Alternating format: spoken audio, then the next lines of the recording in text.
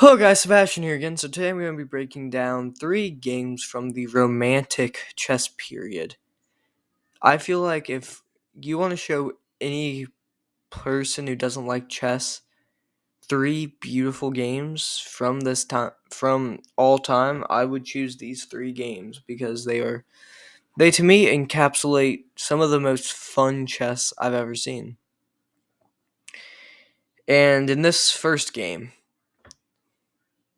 Paul Morphy versus Adolf Anderson, it looks like the beginning looks like not so good players. Just players who just began the game, but at this time openings were less refined. So e4, c5, and d4. This is the Smith-Morra gambit. C takes d4 and knight to f3. The Morphy gambit. The Smith-Morra Morphy gambit. As you can see, Mr. Paul Morphy down here, the first ever American player to really get big from chess. Well, he didn't really get big, but he's well known as a chess player. He has his own gambit named after him. Knight c6, knight takes d4, e6, and knight to b5. This is known as the please. This is known as the Taimanov Sicilian, and please excuse my pronunciation of this word. The Sin variation. Sazin?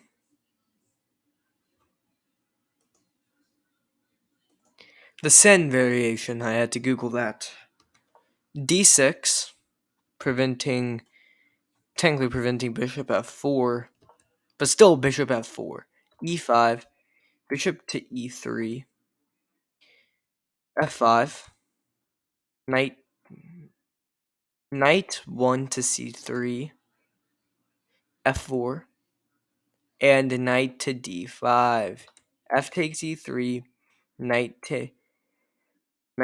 b to c7 check, king to f7, queen to f3 check, knight to f6, bishop to c4, creating a discovered attack, knight to d4, attacking the queen, but knight takes f6 check. Adolf Anderson overlooked that move. d5, blocking the check. Bishop takes d5 check, king to g6, queen to h5 check, king takes f6, f takes e3, knight takes c2, and to end the game, God, my hair's a mess. The Bong Cloud and Adolf Anderson resigns. I'm gonna go fix my hair. I'll be right back. Okay, guys, so I'm back. Round 2 is by Mikhail Chigorin. Chigorin? I'm gonna just call him Chigorin. And William Steinitz from Hungary. Hungary. He's Hungarian. e4, e5, knight to f3, knight to c6, and bishop to c4. The Italian game, bishop to c5, and b4. This was common at the time. This is known as the Evans Gambit. It's made to take one of these pieces from the center, so you can place the move c3. I can't draw the arrow. c3 and d4. Why can't I draw pawn arrows? Bishop takes b4, c3, bishop to e5. Sorry, bishop to b5. Bishop to a5. I am so stupid. Short castles, d6, d4. Bishop to d7. This is known as the slow variation of the Evans Gambit accepted. Queen to b3, creating a battery down this diagonal to the f7 pawn. Queen to f6, defending the f7 pawn. D takes e5, d takes e5, rook to d1, h6, bishop to a3, rook to d8, knight bd2, bishop to b6, bishop to d5, knight to a5, queen to b4, c5, queen to b2, knight to e7, knight to b3, knight takes b3, queen takes b3, short castles, bishop takes b7, knight to g6, c4, knight to f4, queen to e3, bishop to g4, creating a pin to this knight to the rook, bishop to d5, rook fe8, bishop to d2, rook to d6, rook to d2, knight takes g2, king takes g2, bishop takes f3 check, queen takes f3, queen to g5 check, king to f1, rook to queen takes d2, queen to f7 check, defended by this bishop, king to h7, and rook g1, and Wilhelm Steinitz resigns. Why? Because look, you have 1, 2, 3, 4 pieces out. I'm attacking one pawn. No piece can defend that. Well, I mean, you can defend it with this. Checkmate. My rook defends this file. If you play any move, let's say you just play a5, checkmate. Let's say, hell, I can even take my rook here. Checkmate. So let's move on to game 3. Hello guys, Sebastian here again. So today we're going to be looking at game 3, well, the third game of the day, from Edgar Lasker and George Allen Thomas. Most people know this game. It's known as the Fatal Attraction game. This game was by Edgar Lasker. I added the flags, but whatever.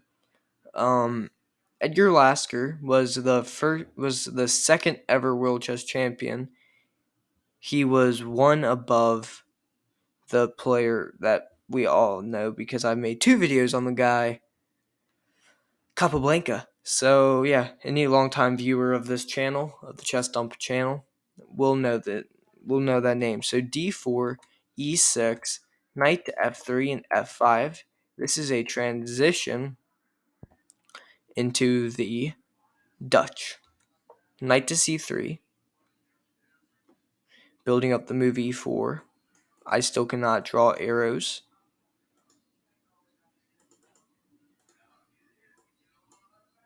Okay, yeah, I can't draw arrows still. Knight to f6, bishop to g5, creating a pin.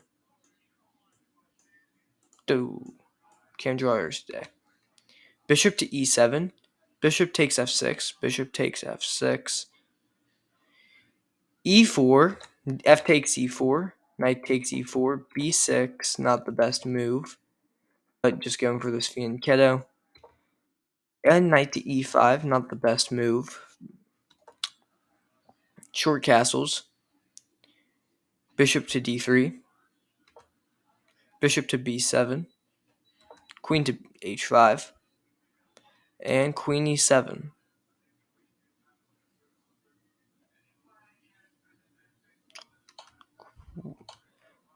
And now, well,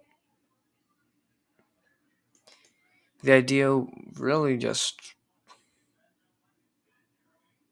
was, we expect you to go here to team up this. We did not expect you to put queen takes h7. King takes h7. Knight takes f6. Double check. 1 check and 2 check.